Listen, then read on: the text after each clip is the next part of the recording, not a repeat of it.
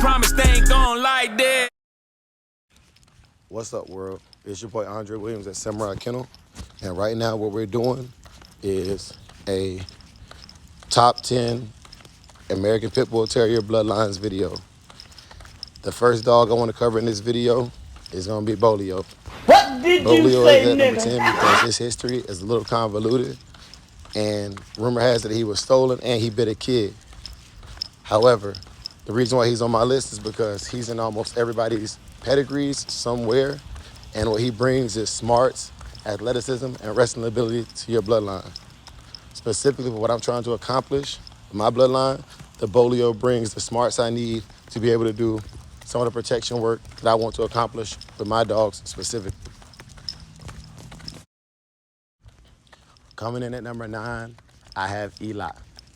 Although Eli in his own right could probably be number 1 on most people's lists, I'm going to use Eli as number 9 off of the traits he delivers, but also keeping in mind that I have several Eli descendants on this list that were great producers and champions in their own right.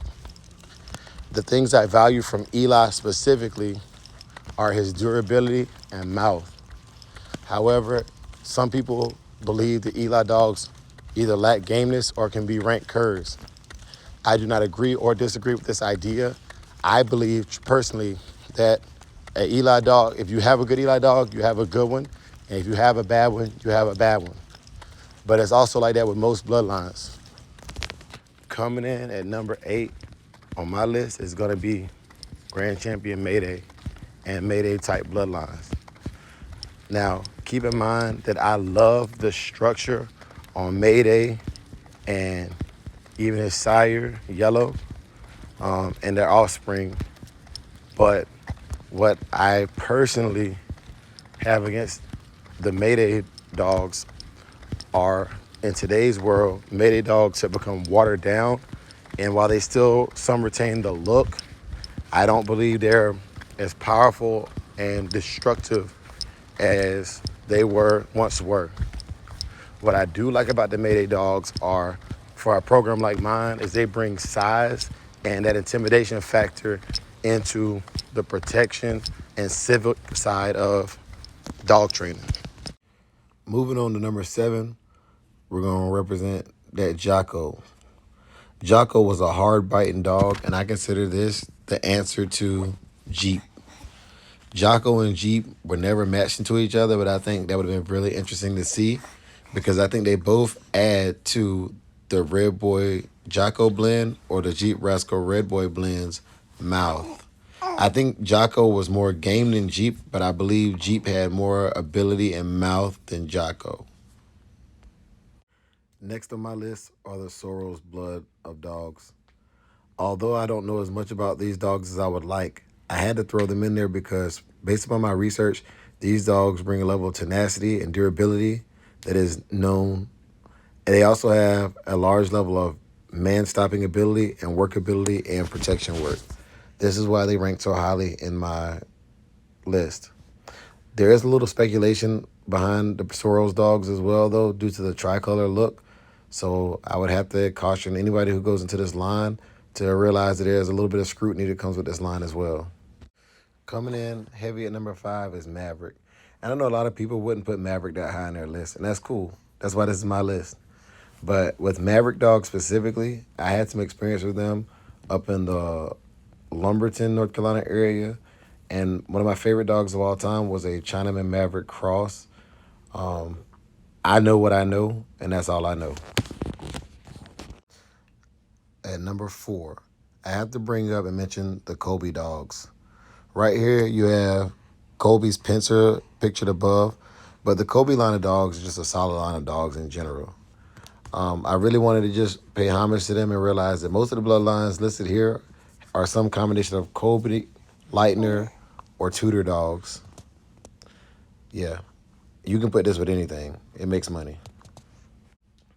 I truly believe that Jeep dogs are slowly becoming one of my favorite bloodlines simply due to the fact that I didn't like them at all when I got into Bulldogs, and they kind of grew on me. Even the stories of Jeep almost quitting don't turn me off to the Jeep line because this is a true example of the handler behind the dog makes all the difference. I really believe that there are dogs that have quit in history just because the handler didn't give the dog what it needed. And Jeep is a prime example of, if you have that bond with your animal, you can do anything. The only reason Chinaman is number 2 on this list is simply because the dog that ranked number 1 has unanimously the best reputation for all lineages of animals listed here today. However, what can I not say that is great about Chinaman? A great producer of producers and producer of other champion animals. This dog was an amazing specimen, said to have had the wind of a greyhound and the bite of an alligator. He also had some of the man-stopping qualities that I needed to build the type of bloodline and lineage I want. Yeah, Chinaman. That's number 2 for me. And coming in at number 1 is Bass Tramp Red Boy.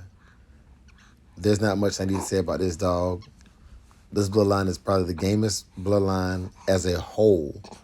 It consistently blends well with other bloodlines, and although they say that pure Red Boy dogs lack mouth, it's still one of the most used bloodlines today. There's almost no program that doesn't run some form of this or a close relative in their stuff. Shout out to Red Boy. Hey world, shout outs to y'all. We just crossed that 700 subscriber mark. So what we'll be doing is we'll be doing another raffle video. You can comment in this video and our next couple of videos, and we'll post the results. Until then, it's been your boy Andre Williams at Samurai Kennels, and with my little man, we out.